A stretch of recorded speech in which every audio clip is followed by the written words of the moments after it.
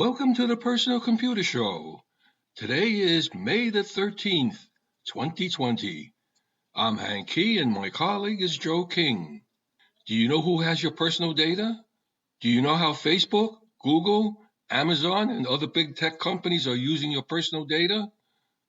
Our website is pcradioshow.org.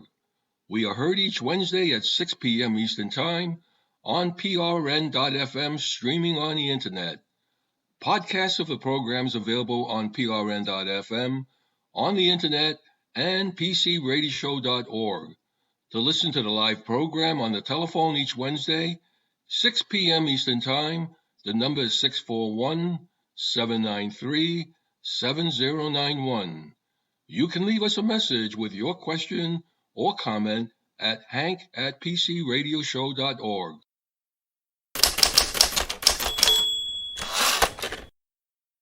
What states have the fastest and slowest internet in the United States in 2020? Are you looking for what high-speed internet service is available in your area? HighSpeedInternet.com makes exploring internet availability simple. With thousands of internet providers in their database, they'll find the information for you.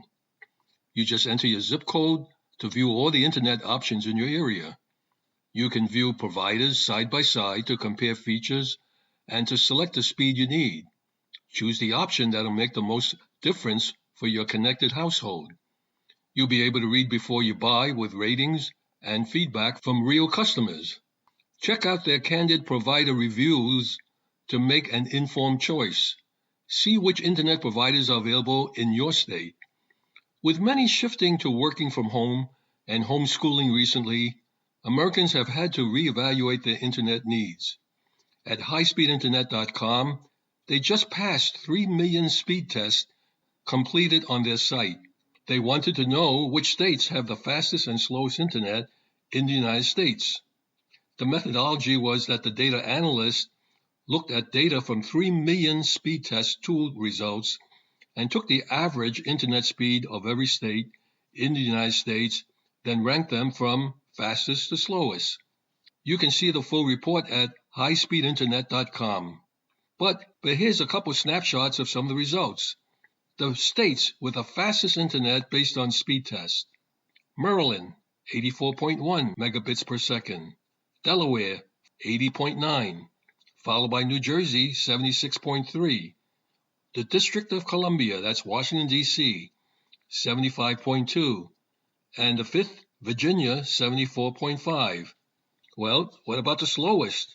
Well, and the states with the slowest internet based on their speed test, Alaska, 20.6 megabits per second. Faster than that was Montana, 30.1 megabits per second. Maine, 30.8, slightly faster. Idaho, again, just slightly faster, 30.9. And Wyoming, 33.3 megabits per second.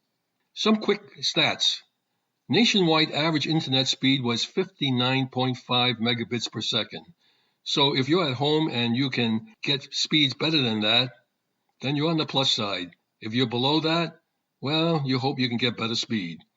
Now, the state with the fastest average internet speed was Maryland at 84.1 megabits per second. And the state with the slowest average internet speed was Alaska, 20.5 megabits per second. But what if we dwell within the state? What do we get for the city?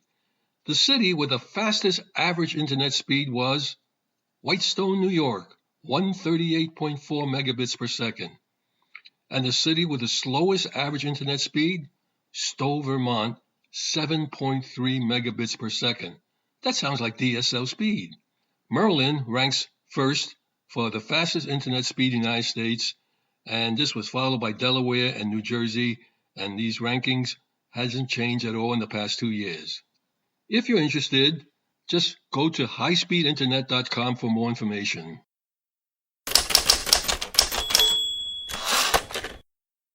Hackers are targeting remote desktop protocol during this COVID-19 period. Remote working is providing a huge opportunity for hackers. New research has highlighted a significant growth in the number of attacks targeting Microsoft's RDP or Remote Desktop Protocol, and businesses have increasingly turned to Microsoft RDP as a way to help employees to work from home, with the system enabling remote workers to log onto their office computers and access business networks. In other words, what RDP does is it allows you to control your computer, mouse, and keyboard remotely, and that permits you to get into work on the business network. As a result, the number of interconnected RDP ports jumped from 3 million in January of this year to 4.5 million by the end of March, according to a report from security firm McAfee. However, this increase has also led to a spike in the number of dark web market selling. 52% of the stolen RDP credentials the company found, including more than 20,000 logins, were from networks in China. While the U.S. has roughly the same number of exposed systems, only 4% of the stolen credentials McAfee found came from the United States. Once malicious actors compromise an RDP port, they can easily use it to send spam using a company mail server. Worse, they can use remote access to spread malware throughout the internal network. McAfee's research points out that the majority of compromised RDP ports result not from advanced malware, but simply from brute force passwords. A surprising number of Internet-exposed RDP ports don't require a password at all, and many use common passwords like 123456.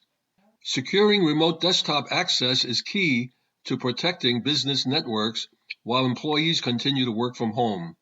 At a minimum, McAfee suggests restricting RDP connections over the open internet and requiring complex passwords and multi-factor authentication for login.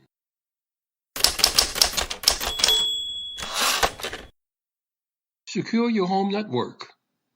With work at home and education online, we spend more time at home now. There's never been a better time than now to secure your home network. Let's start with the most obvious, or at least it should be the most obvious thing to do. Change your default passwords to something unique and strong. There are security hacker types in the dark web that maintain massive repositories of passwords. This is the most important thing. Most home networks get broken into through either phishing or some random device they have with a bad password. It's usually a password that was never configured or never changed from the default. Use a password manager to make and store good passwords that are different for every account and device. Patch all computers, routers, and other devices on the network. The second most important thing to do is make sure you keep all your computers and devices updated with security fixes. You should enable automatic updates if available, and try to check for updates at least once a week. If you did just these two things, you'd be way ahead of the game to prevent the dark web from causing problems on your system. Enable multi-factor authentication for high-risk systems if it's available. Most people's highest risk systems are their primary email account and their mobile phone account. These are the keys that open all doors into every other account you have because they are how you do account recovery. Next comes your social media accounts. Do you have internet-connected lights, appliances, gaming systems, media systems? Well, get their passwords changed and enable two-factor authentication. Segment your high-risk devices onto a separate network. The next strong control to consider is segmenting your network. This is where you take your higher risk systems like your entertainment systems, gaming systems, and others and place them on their own network separate from your personal computers, laptops, and phones. DNS is the domain name system, the hierarchical method by which internet addresses are constructed.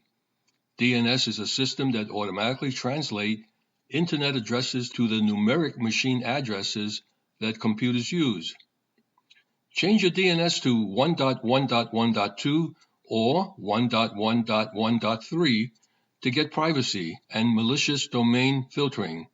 While 1.1.1.1 can safeguard user privacy and optimize efficiency, it is designed for direct, fast DNS resolution, not for blocking or filtering content, The other two, which is 1.1.1.2 and 1.1.1.3, is largely used by home users who want to ensure that they have a measure of protection from security threats and can keep adult content from being accessed by their kids. So this is how you could get started right away, and remember, following these steps will massively improve your security.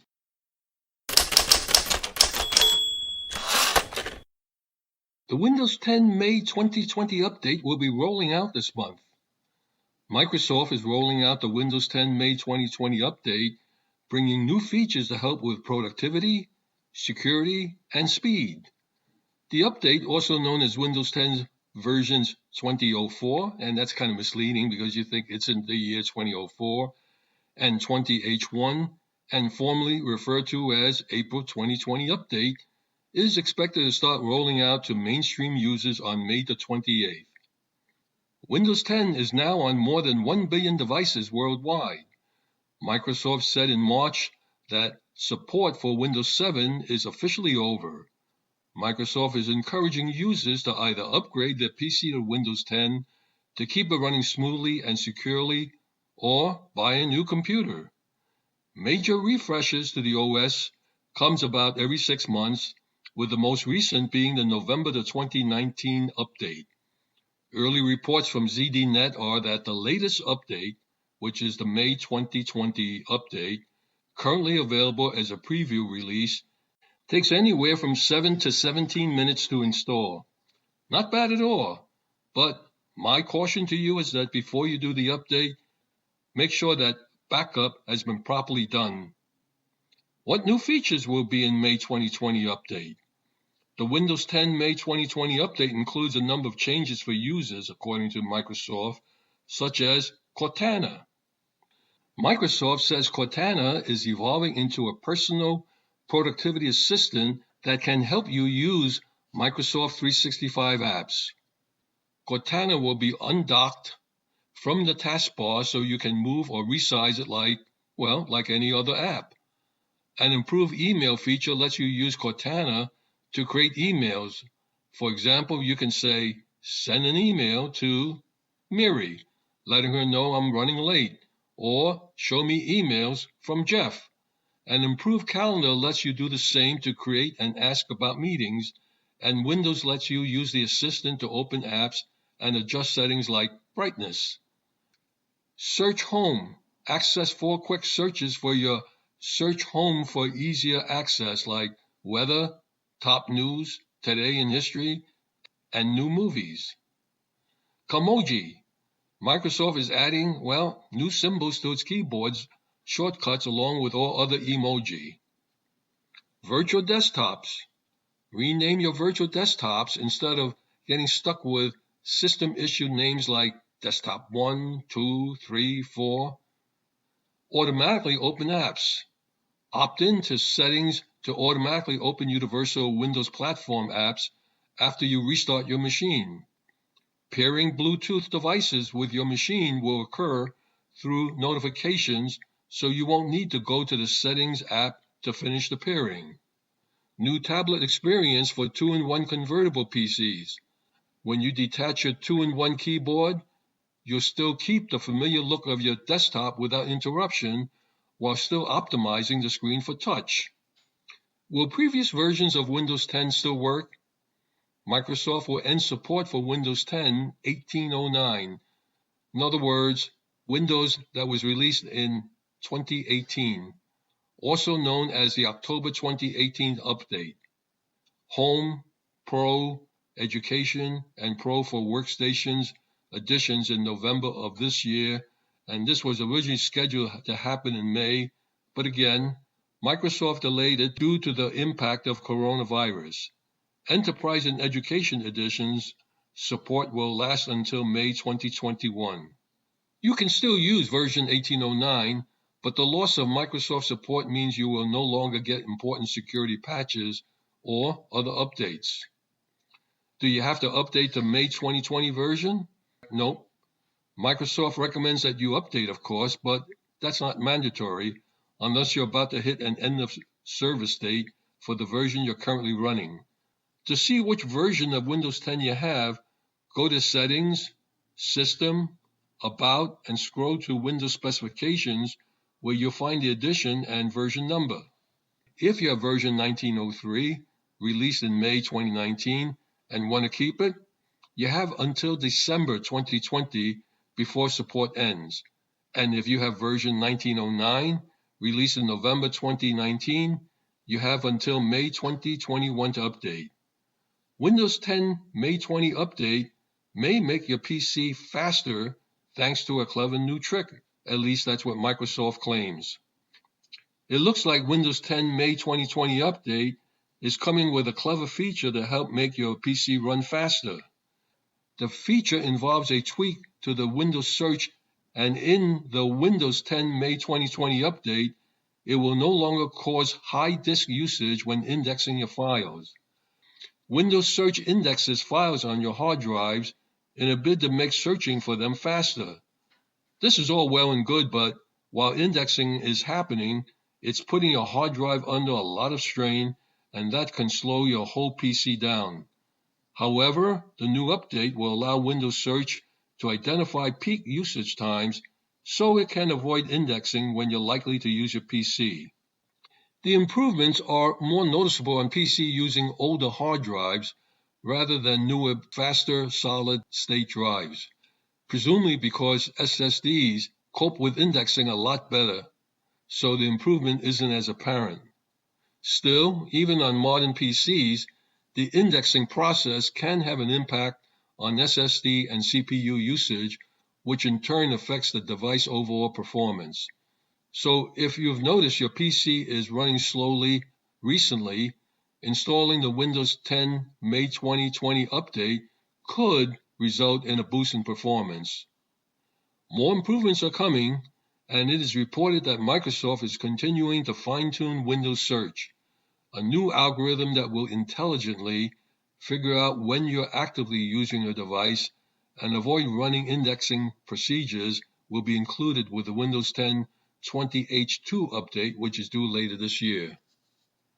Why don't they just let me tell them when I can do the update?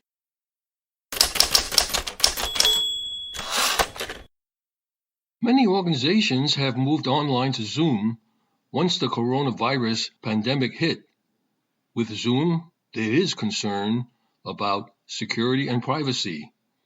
The biggest worry is the risk of Zoom bombing, where outsiders disrupt meetings using threatening or offensive material. Zoom wasn't built for its current use. It was built for business meetings, which don't have the same level of privacy and security concerns as a massive platform for connection of all kinds. At some Zoom meetings, participants' home and cell phone numbers are displayed on the screen for everyone to see. That's a big privacy misstep. Consumer Reports vetted the advice with their own in-house security team, and this is an extract of what they published. Zoom gives the host of a meeting a lot of power over who can join and which features participants can use. If you're in charge of a Zoom meeting, the goal is to maintain a delicate balance between openness and security. The right strategy depends on, of course, the size of the meeting. There are small gatherings with a restricted guest list and large gatherings that are open to a larger group, which includes non-members. Those smaller meetings are easier to moderate because you know who's going to be attending. You need to be thoughtful about how you control access. If you're careful about who you let in the door, you can be a little more relaxed once they're in. Zoom lets participants appear in front of a virtual background that they grab from their own computers. No green screen needed, but for larger meetings that are open to outsiders, it's a good idea to consider turning off that feature because an intruder could easily post an offensive image as his or her background. Control when people can join a meeting. For large meetings, you should disable the Join Before Host feature. This feature allows participants to join before the host and hang around afterwards. However, it can also leave the meeting functionally unmoderated. You can use another setting, the Lock Meeting feature, to prevent anyone new from joining the meeting. Hosts can employ this at any time during the meeting. It can keep you safe from intruders who just stumble on the meeting partway through. Disable a setting that can allow an attendee who's been removed to rejoin a meeting. Share the oversight duties by designating other co-hosts. That allows the co-host to keep an eye on the attendees, while the main host runs the event. Avoid easy-to-guess meeting names. Zoom bombers often gain access to meetings by guessing or searching the names of meetings using Zoom standard naming conventions, also known as personal meeting IDs. Generate a Zoom link automatically instead, which is harder for bad actors to guess. Perhaps most important of all, tell participants not to post links or other meeting information to their social networks. Require passwords? Well, sometimes. Some privacy experts tout the use of passwords for every Zoom meeting. Requiring password is a good policy for any meeting that is more private than public, but restricting more communal activities is a step towards less open meetings, and it should be considered very carefully. Password should be an absolute requirement for any meetings that include children or minors. Control the door for larger meetings. You can enable Zoom's waiting room function, which puts participants in a virtual vestibule outside the meeting. The host can see potential guests and then decide whether to admit them, one by one or as a group. It's a robust security practice, but it can be time and labor intensive to check everyone in a large group. If you become suspicious of just one attendee, you can place them on hold. That leaves them in the meeting, but blocks video and audio transmission between them and everyone else. Then you can decide whether they are simply someone you don't know or an intruder. Limit sharing options. For larger meetings, limiting what participants can do, you can, for example, mute all participants by default. They can then click an icon to raise their hand when they want to speak. He says it's also smart to disable screen sharing by anyone other than the host.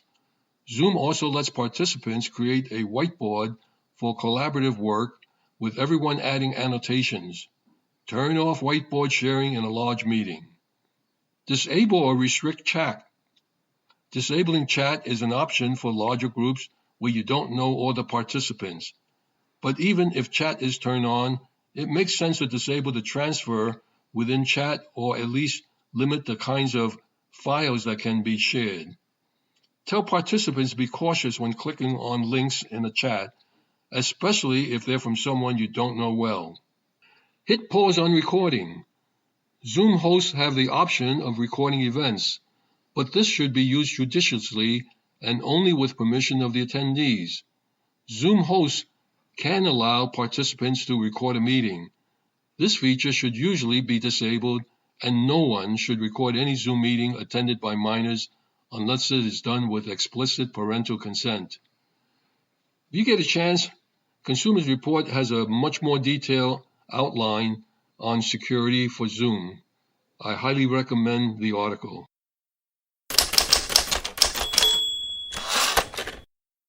Presenting Benjamin Rockwell with his IT Pro series. Differences in the work from home between the business levels. This is Benjamin Rockwell, and now it's time for business. This is where I give you tidbits from my current experience, my past experience, some of the future experience of being a 30-year IT professional. When do I say future experience? Well, I can look ahead. I know some of the things that are going to be coming at us. We're going to be talking in the coming weeks, I'm sure, about the new normal and working from home, because a lot more companies are going to be sticking with what we've learned over the course of the last few weeks, months, about working from home. And there is a little bit of a difference between the businesses, how they've dealt with working from home. And this is something I know is going to be a problem as we move forward in the future. Big corporations, start off with them. The big corporations, they've had to make some adjustments. They've had to do an increase in bandwidth. They have had to change some of their policies.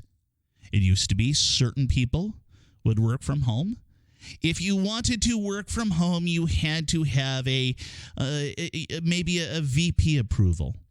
And offices vary, and it could be a director, and it could be an SVP, and the corporate structures are named differently in different worlds. That particular one is from the finance world, yes, where there are a lot of VPs and a lot of SVPs. That's I've worked in the finance world many times over the course of the years. It could be a matter of your manager had to say yes or no before. Now, everybody's saying yes because we have to deal with this. But there have been minor tech issues along the way. It's a departure from the status quo, and the IT department really has the resources to handle a lot of this in the bigger corporations. Oh, we need to drop out another 1,000 laptops. Okay, well, we need to order them.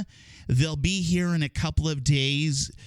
Everybody who doesn't have laptops, trust me, we will get them. It's okay. You're getting paid right now. Go home and snack on some bonbons and watch soap operas. I'm sorry, that wasn't meant as a dig against anybody who would normally do that.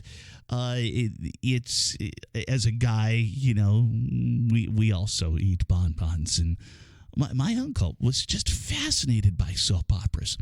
So yeah, medium businesses. Some of the above, but now let's move into that. It becomes a little bit more difficult.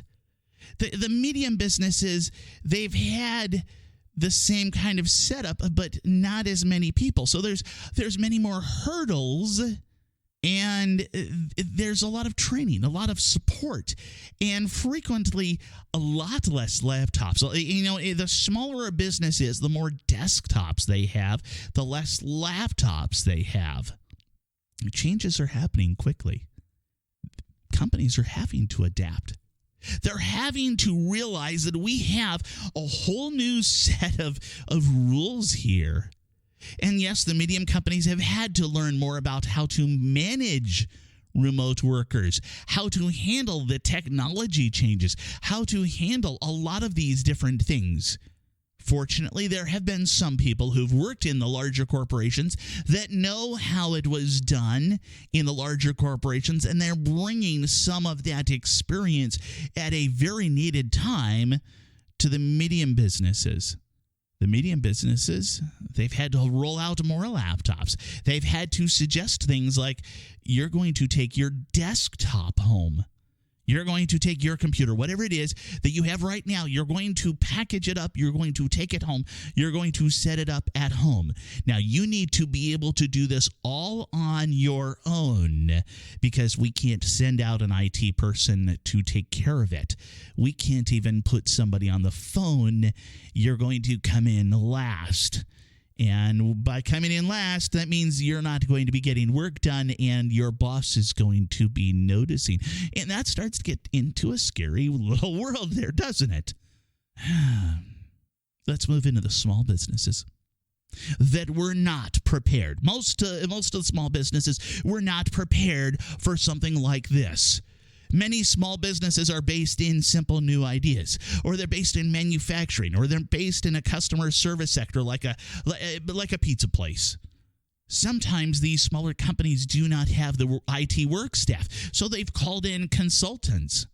As a matter of fact, many companies under 100 people in size, they're already relying on consultants. That already starts to touch into that medium business category. And to me, it's also a matter of a mindset. You can have a company that has 5,000 people and they think like a small business. You can have a company that has 100 people and they think like a big corporation. But for the most part, small businesses, they lack the IT people. They frequently are not tech-centric at all. As a matter of fact, the few that are tech-centric enough to need people on computers is the area where I'm most concerned. They don't have the flexible budget to say, let's buy everyone a $1,000 laptop, let's upgrade our internet speed, connect up a VPN, secure everything, and have everybody work from home. I think a digital divide may occur through all of this, and I'm not sure how we're all going to fare in the end. If you run into a situation where you have spare time, I'm going to suggest there are a number of different learning places out on the internet. I'm going to name off two. LinkedIn has LinkedIn Learning, and there's something called Pluralsight. But there's many of them that will allow you to keep your tech skills up to date and honed. And at this time, I think everybody needs it. All of us need it. This is Benjamin Rockwell. Back to you, Hank. Thank you, Benjamin.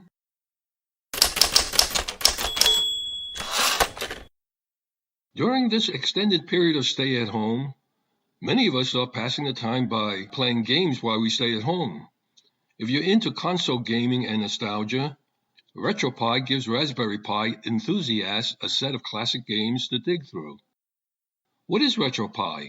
RetroPie is a software library used to emulate retro video games on the Raspberry Pi computer.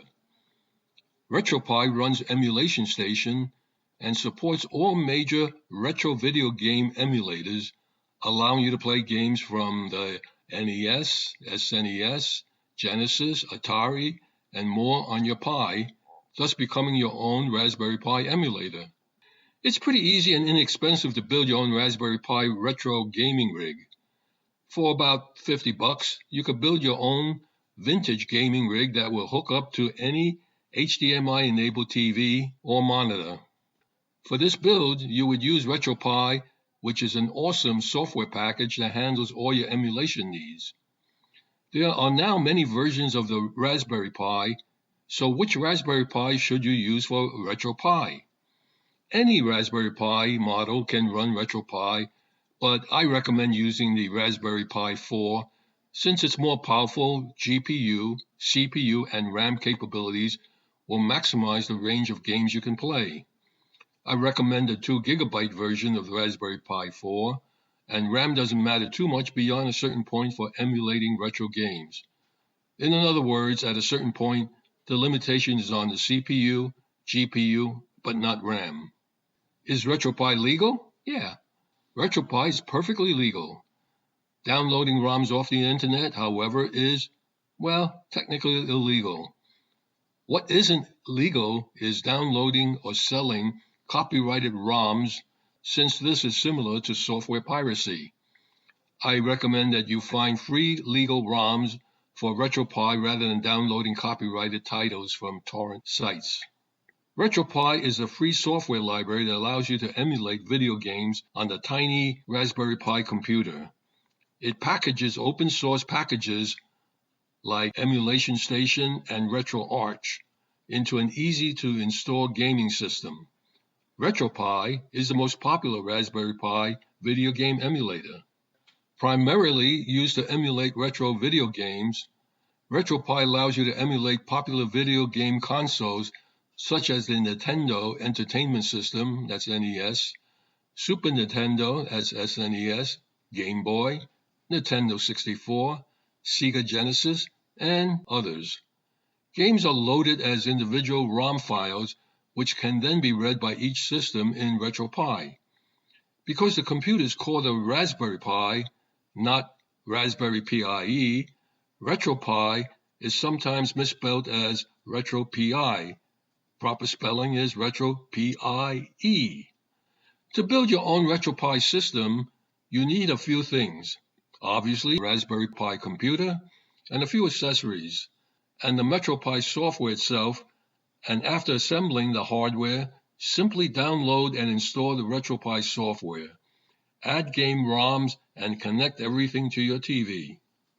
RetroPie setup is an easy process. To install RetroPie, simply download the latest RetroPie SD card image from the RetroPie Downloads page. Then flash it onto your Raspberry Pi SD card using Etcher. It's a simple tool to use. Finally, configure RetroPie and add your game ROMs. There are numerous ways to add games to RetroPie. You can add ROMs to RetroPie using a USB drive or transfer them over your network. The USB approach is the recommended way to put ROMs on RetroPie due to the transfer speed. You also automatically have a backup of your ROMs as a result. After adding your ROMs, simply reboot the Raspberry Pi to start using them. Where do you get these ROMs for RetroPie? It's easy to find ROMs for RetroPie. There are several different types of ROMs, including copyrighted, abandonware, public domain, and homebrew games. What games come with the RetroPie? RetroPie does not include any games by default. It's only a software library or a system for playing games. Therefore, you must find and install RetroPie ROMs on your own. No, the RetroPie software itself is completely legal. Calling it illegal is like calling a DVD player illegal because it can play illegally burned DVDs. What isn't legal is downloading or selling copyrighted ROMs, since this is similar to software piracy. I recommend finding free legal ROMs, and what you might do is do a search on free legal ROMs, Raspberry Pi, or for the RetroPie, rather than downloading copyrighted titles from torrent sites. What emulators are there for RetroPie? When many people ask this question, they're often asking which consoles or systems that RetroPie can emulate. This is because RetroPie provides a different emulator for each console system. Here are some of the consoles that it can emulate. The Atari 2600. Hey, I remember that. That's from a long time ago. The Atari 7800. Atari Lynx. GCE Vectrex. The NEC TurboGrafx 16. Nintendo 64. Nintendo Entertainment System. Nintendo Super NES. Nintendo Game Boy. Nintendo Game Boy Color. Nintendo Game Boy Advance. Nintendo Virtual Boy. Sega 32X. Sega CD. Sega Master System. Sega Genesis. Sega Game Gear. Sega Saturn. SNK Neo Geo. SNK Neo Geo Pocket Color. Sony PlayStation and Sony PSP. By the way, this is not a complete list. Additional supported consoles can be found on the RetroPie wiki. You can also emulate vintage computers using RetroPie. Go have some fun, and you don't have to rely on just reading books and watching TV during this stay-at-home period.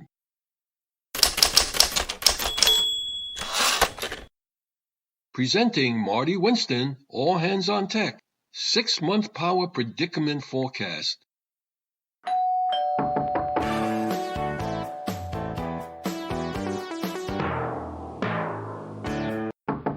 Did you ever have a power outage that left you in the dark for more than an hour? What made that happen? How about surges on the power line? Ever have one of those fry your gear? What made that happen? Weather isn't the only reason, but it's often the primary reason for power problems. High winds and tropical systems that can blow down power lines or blow trees into pulling down power lines. Lightning storms that can take out poles, destroy transformers, and send spikes in every direction. Extreme heat that can make transformers explode or expand metal into breaking connections. Wildfires that can do even worse. Don't you wish somebody could predict that kind of consequential weather for you? Well, score a first for this show. You'll be hearing from veteran AccuWeather meteorologist Paul Pastelok with an exclusive 6-month forecast on the kinds of power problem-provoking weather conditions that various regions of the country can expect. So, Paul, what kinds of weather are we looking at? Thunderstorms, heat waves, strong winds, tropical systems, and wildfires can lead to power surges and outages almost anywhere. Many parts of the country are more prone to these events and at different times of the year. Okay, makes sense. Let's start with something pretty common like when Thor hulks out, thunderstorms. For the early summer of 2020, thunderstorms with strong gusty winds, isolated tornadoes can lead to more frequent power outages across the Ohio Valley, Tennessee Valley, Central Gulf Coast. Small percentage chance that outside of these thunderstorms, the lower Mississippi Valley, Central Gulf Coast. Wet ground can lead to trees falling on power lines as well in these areas. A shift in the higher frequency of thunderstorms across the lower Mid-Atlantic, Carolinas, into northern and central Florida, as we get into the early part of the summer season. Lightning strikes generally high number this time of the year across Florida, and it probably will last the thunderstorm threat all the way into July. That's a lot of potential for at least inconvenience, but I think we've all seen that it turns truly horrific when instead of just thunderstorms, the weather goes full wicked with tropical storm systems.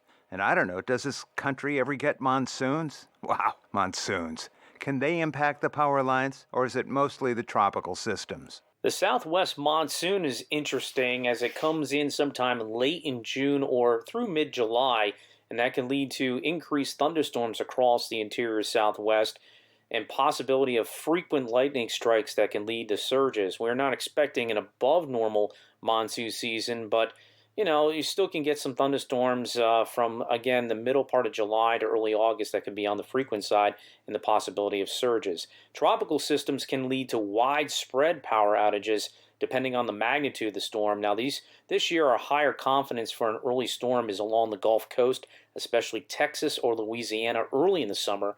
Confidence looks favorable for a very active season in the Gulf of Mexico for August through early October, with potential 2 to 4 hits in this region. This can bring down power lines or create surges, and we look for some impact in June, August, and possibly 1 or 2 in September along the Gulf Coast or even the southeast coast as well. Scary.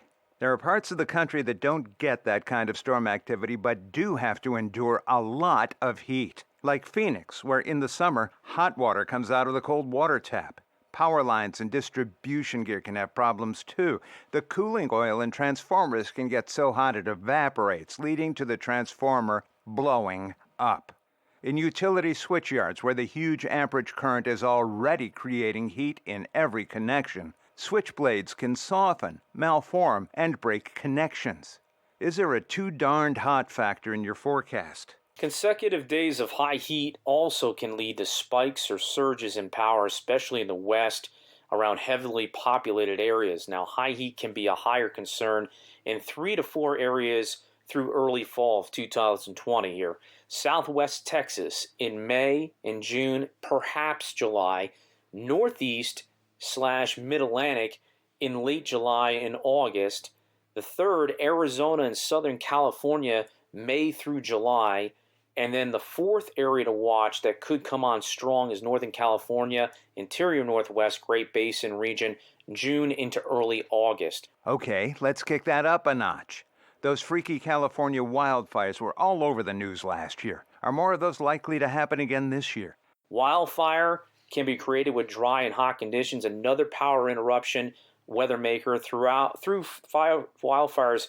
Wildfires can spark naturally or by humans at any time. Now, the West more prone for widespread coverage. Last year, shutdown of the power possibly saved more than the public really knows at this point. This year, the areas that would be more prone to high power surges or outages would be Northern California, Northwest Nevada, Eastern Oregon, Washington, Western Idaho, and possibly Northern Utah. The more serious threat in this area will be late June and continue through October, peak in July and early August. Also watching Northern Arizona, Southern Utah, and Southwest Colorado through June. Thanks, Paul. I know you're trying to prepare us, not scare us, and I very much appreciate the work you did that went into this 6-month forecast of regional weather trends that can and do create power problems.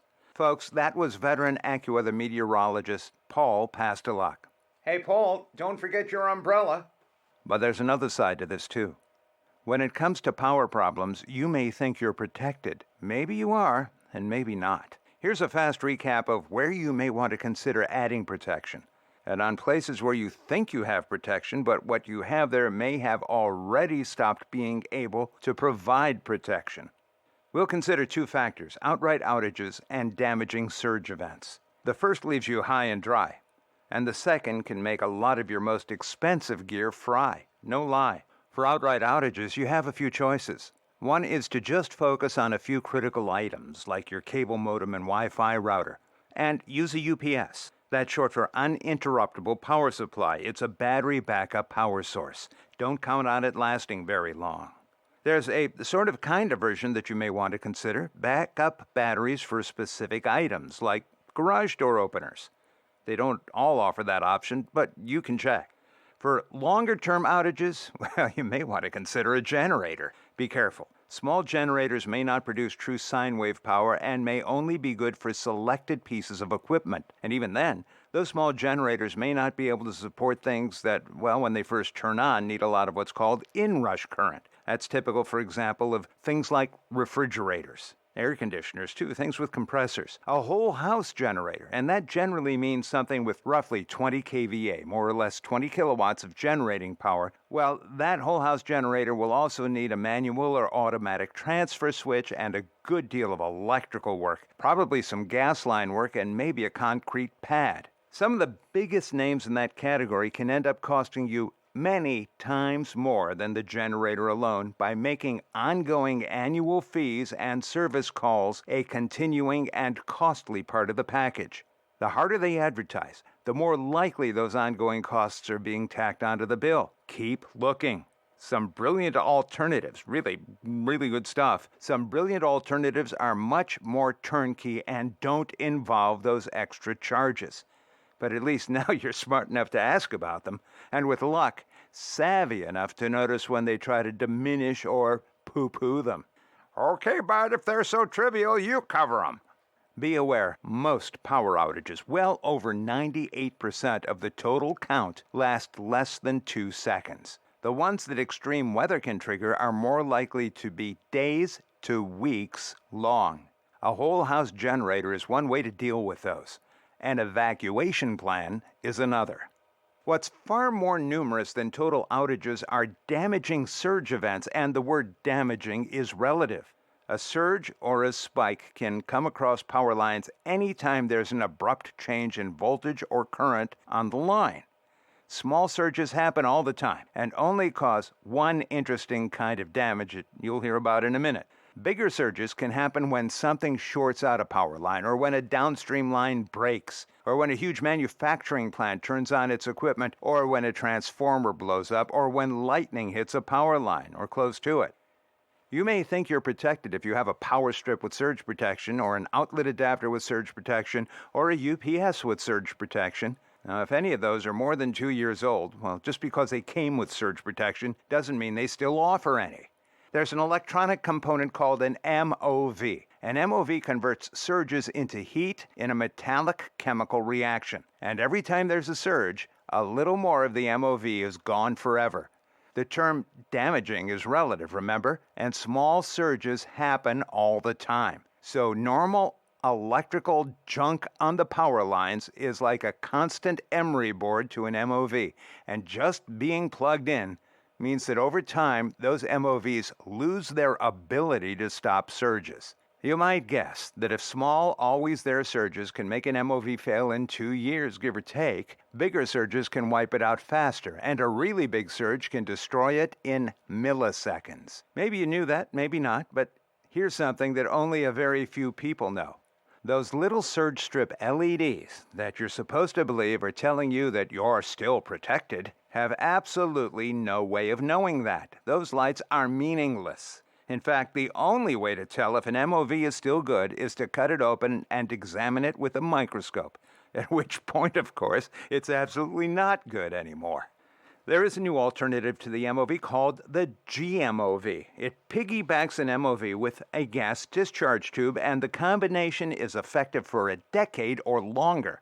But so far, nobody making surge strips seems to be using GMOVs. A more industrial-strength MOV, in fact clusters of many, may be among the countermeasures used in building a whole house surge protector. These also use other time-proven technologies to tame surges and spikes, and they can last for decades. Talk to your electrician about these. They install at the breaker box and cost only a few $100 plus whatever you pay the electrician. The odds are that once you install one, you won't need to replace it for as long as you own your house. And its still working lights really do relate to whether or not it's still protecting you. That's whole house surge protectors, but that's just the power line.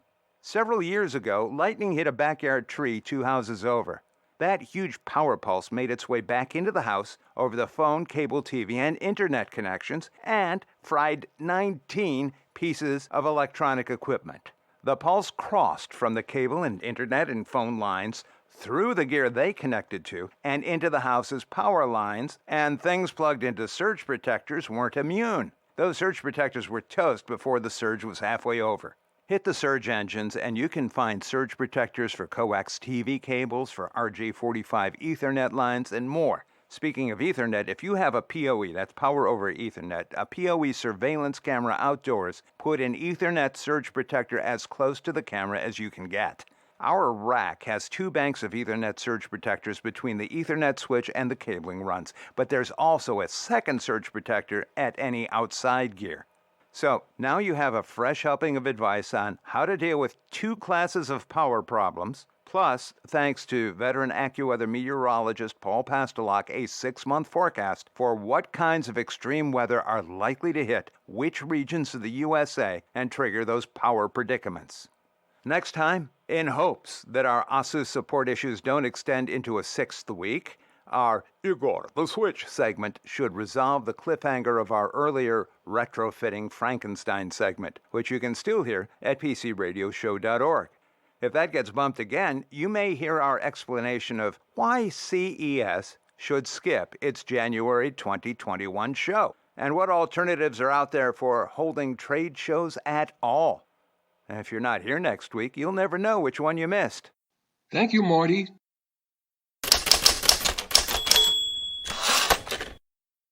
This past week on May 8th was VE Day, the end of World War II in Europe. Even though 16 million Americans fought in the Second World War, the number of veterans from the conflict still alive today are failing quickly. According to the United States Department of Veterans Affairs, just 389,000 are still alive today. We salute them for their services. At this point in the program, we generally make public service announcements of computer club meetings in the New York, New Jersey, and Connecticut tri-state region. The computer clubs have random access sessions at each of these club meetings. If you have any questions or need for technical assistance, the club members are more than happy to assist. All these club meetings are open, free to the public. However, at this time, because of the coronavirus stay-at-home order, all the computer clubs have canceled their meetings. You can go to our website, PCRadioshow.org. We have the computer clubs listed, and if you go to the website, you can check when they do schedule a meeting, and some of them are holding remote virtual meetings, so you may be interested in following up on them. Our website is PCRadioshow.org. We are heard each Wednesday at 6 p.m. Eastern Time on PRN.FM, streaming on the Internet. Podcast of the program is available on PRN.FM on the Internet and PCRadioshow.org. If you have any questions for us, just send us an email addressed to hank@PCRadioshow.org. In the meantime, stay in touch and remember to do regular backups and heed the guidance of staying at home. I'm Hank Key, and on behalf of Joe King, Michael Horowitz, Marty Winston, and Benjamin Rockwell, we thank you for listening. Stay safe and healthy, and remember, keep 6 feet apart. And if it's less than 6 feet, just back up, back up, back up. And until we meet again, same time, same station next week. In a few minutes at 7 p.m., join your neighbors and shout out into the streets your thanks and support for all the first responders, the nurses, the doctors, the EMT workers, the firemen, the policemen, the workers who maintain the supply of food, and all those who have to remain on the job to maintain essential services.